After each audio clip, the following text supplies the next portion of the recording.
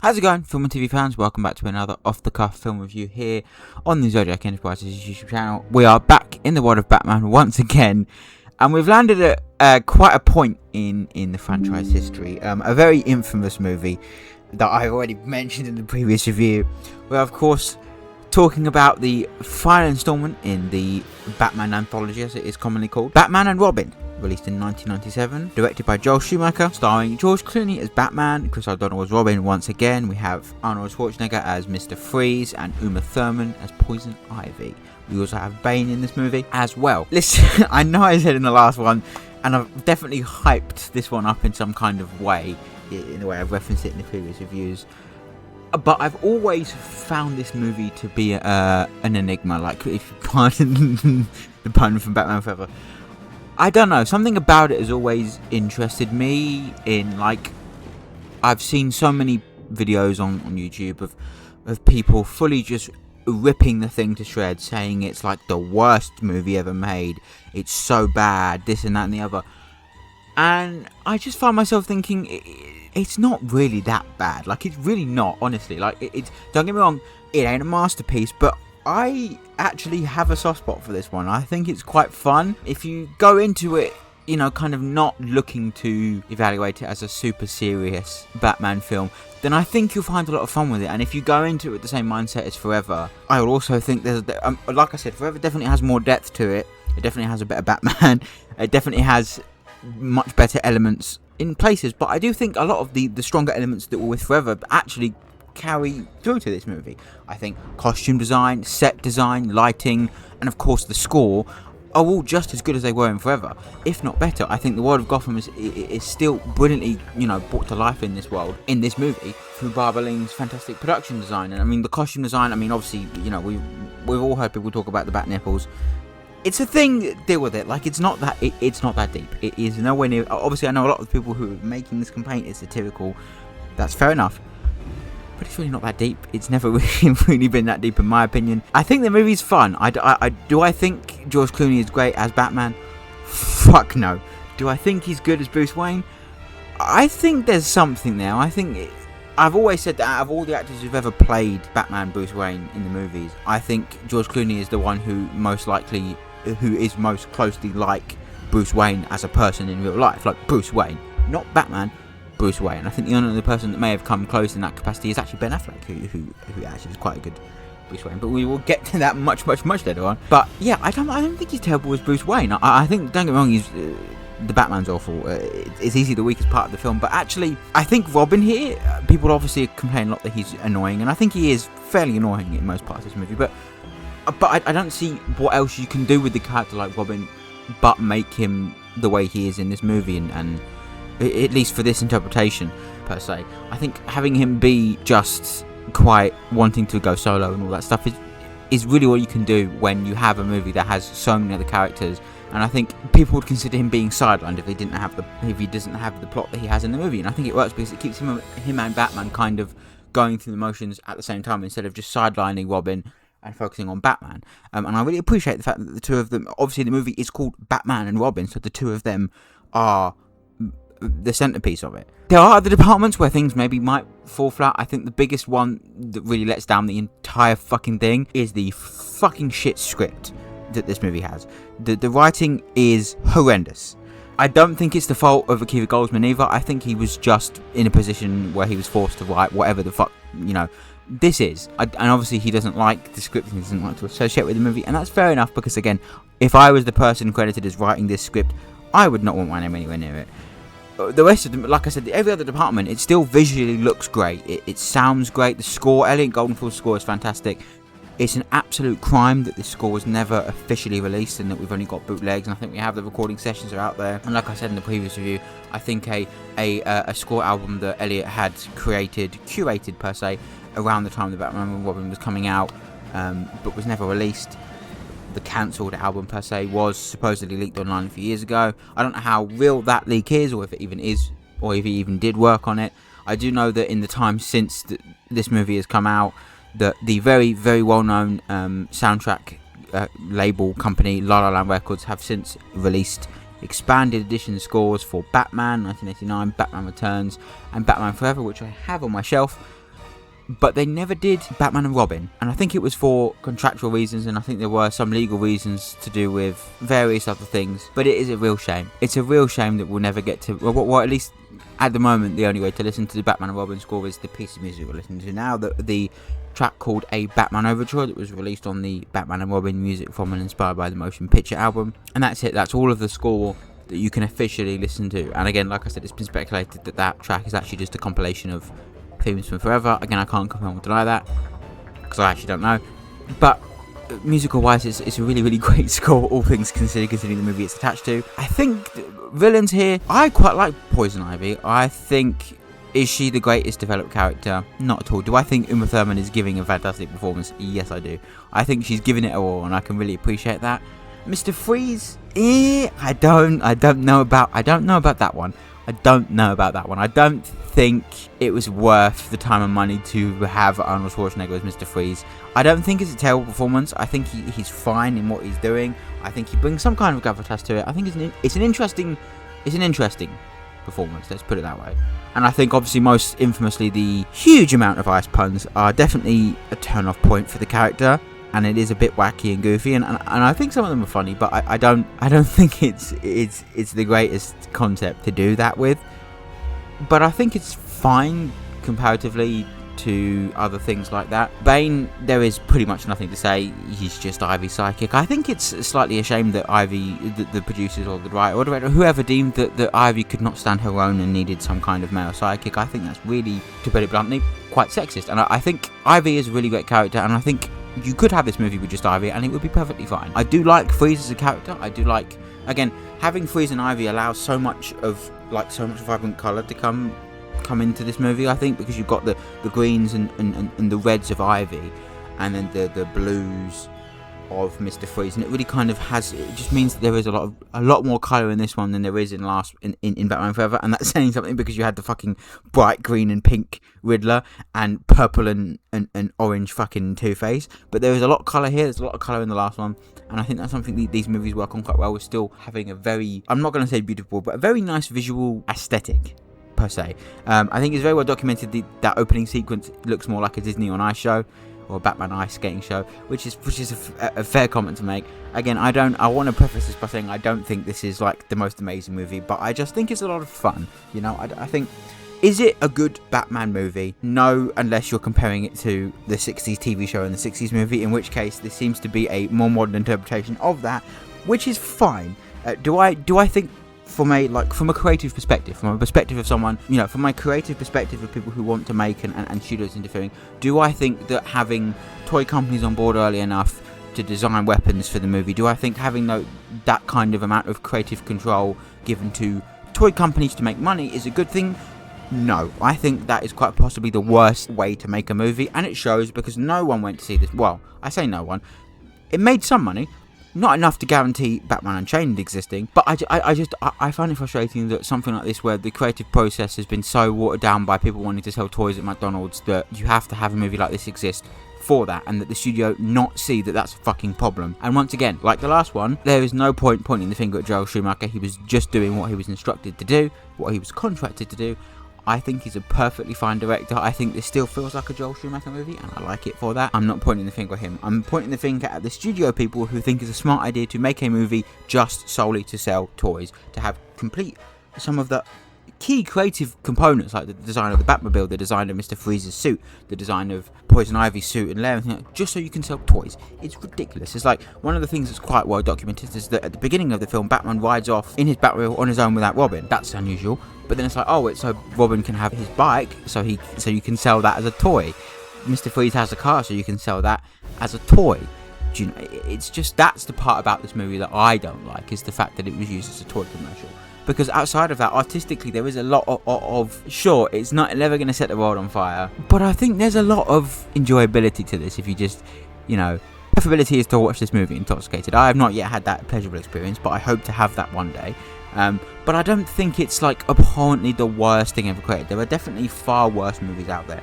And I do like the thing that I think Kevin Feige has been quoted as saying that this is actually the single most important comic book movie ever made, because it was so bad it forced the studios to actually adapt and change their ways to make things better.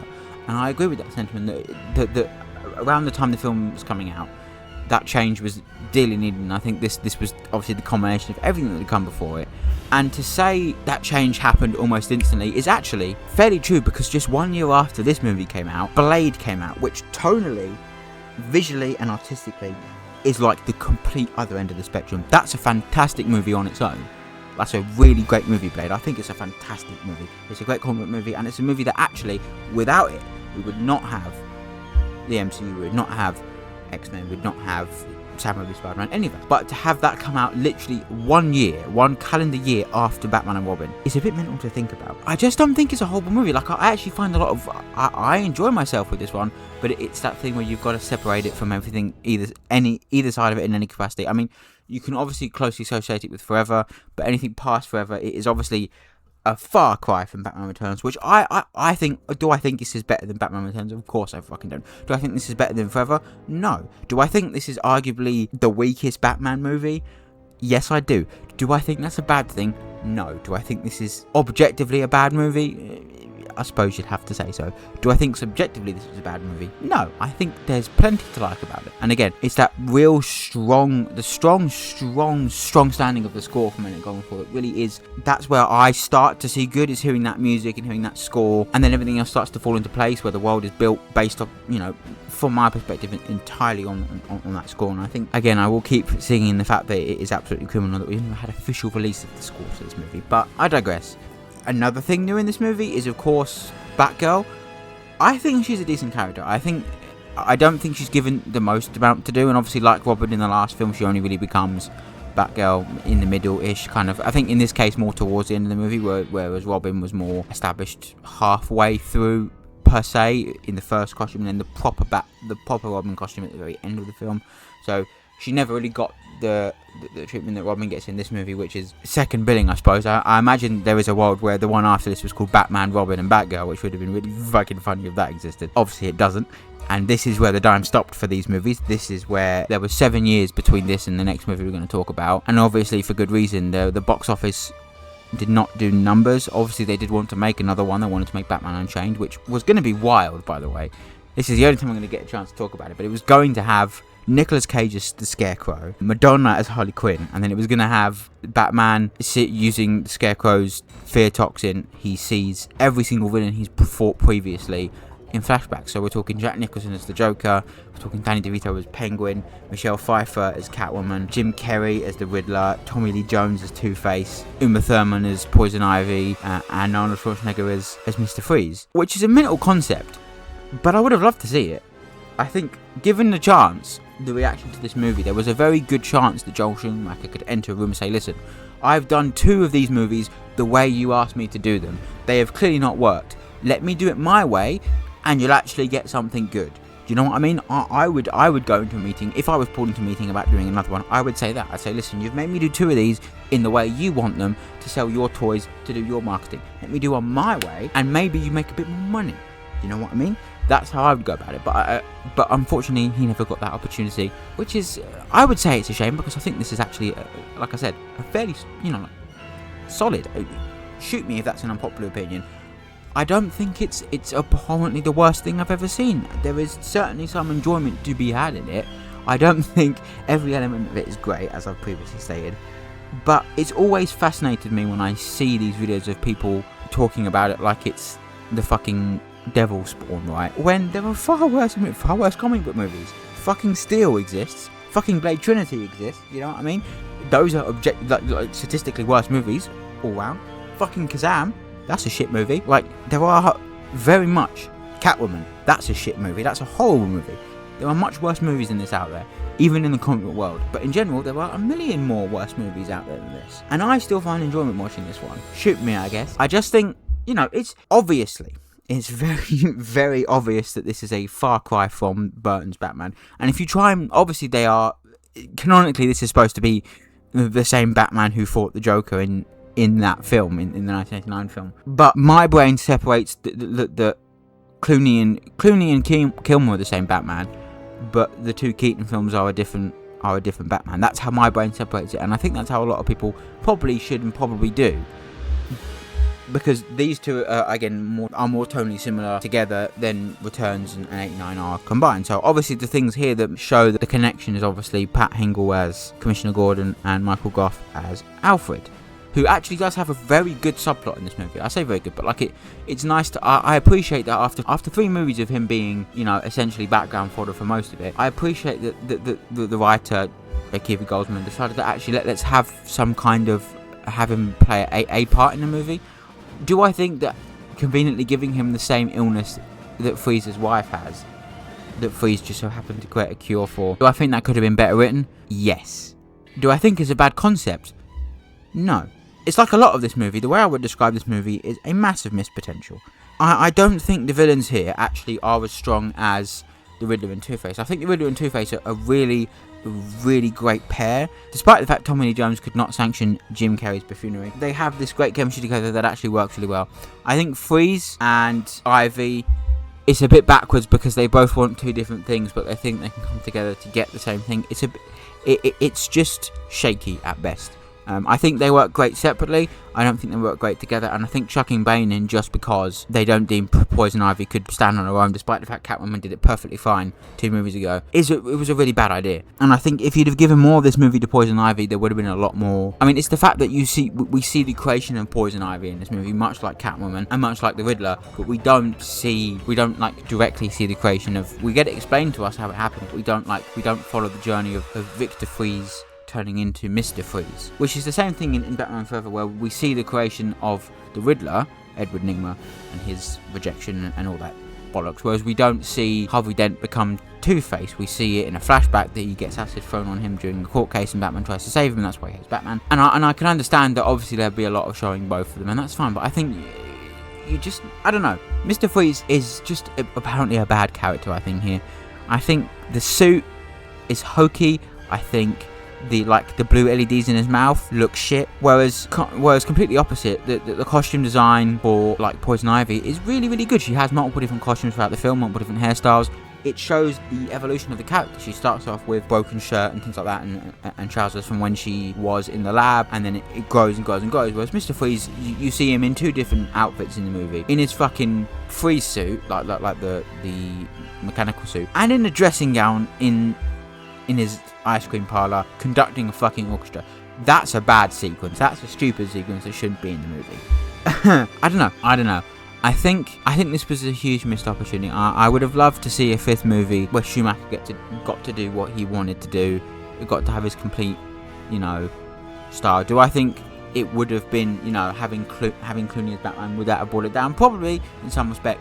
But I think there is genuinely chemistry between Clooney and O'Donnell, and even Clooney, O'Donnell, and Alicia Silverstone by the end of it as well. I think there is chemistry there, and I think one of the things about this movie that kind of irks me the most is that it was very mainstream at the time, and there were set photos leaking of Batgirl and of Mr. Freeze, and I think it's very widely known that there were a lot of tabloids posting very disgusting things about how Alicia Silverstone could not fit in her costume, and that she and basically fat shaming her, which is disgusting. It's just ridiculous. It's horrible, and like she's really actually pretty good as Batgirl. Like obviously the whole accident thing, but like who cares? Like it's a silly fun movie. You're not supposed to take this shit seriously. Like it is very apparent from the second the movie starts, where it's close-ups of bat cock and bat ass, that you're not supposed to take this shit seriously. So don't even bother. Leave that shit at the door, turn your brain off, have a couple of drinks, and enjoy the ride. That's all I've got to say about this movie, is just turn your fucking brain off and have some fun. I think it's easy for me to say, as someone who not only does do these movies, but also makes movies, it's hard to take off the criticism brain, like the film brain per se. But this is one of those movies that I can do that with, oddly. I have no fucking idea why, but it is.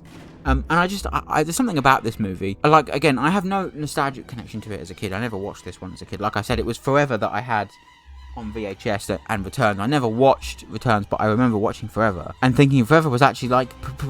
I have a huge soft spot for Forever as well. I have a huge soft spot for all 4 of these Batman movies. I think they're a lot of fun. And actually, I don't know how controversial this might be to say, but on a personal level, I think I prefer this and Forever to Batman Begins. Which might cause a lot of people to just completely devalue my opinion, and that's fine, because it's my opinion. It's not yours. Anybody else's is mine. And you might think the opposite, and that's fine as well. Everyone is entitled to their own opinion. This is just mine. If you think Batman Begins is the best Batman movie, that's cool. That's sick. I envy you to be able to think that, because I don't think it's amazing. But that's cool. Like, that's your opinion, and that's sick. My opinion is I generally fuck with this movie quite a lot. I think it's a lot of fun. I think it's really stupid and like lighthearted. And if you've had a bad day, this is the kind of movie I'd stick on to watch to remind me, you know, to have a laugh and to remind me that, you know, no matter how bad things can get, at least I didn't make Batman and Robin. No. Again, it's always been the butt of the jokes. And I can see why, because there's a lot of bad here. There's a lot of stupid shit. The Irish puns, the awful Batman, the shitty dialogue, the shitty writing. But I can't say there is much more, at least from the technical departments, that actually makes this movie bad. There's a lot more Dutch angles here again as well. Like I said, costume, production, set design, even the visual effects are a little bit hokey in places, but most of it is fine.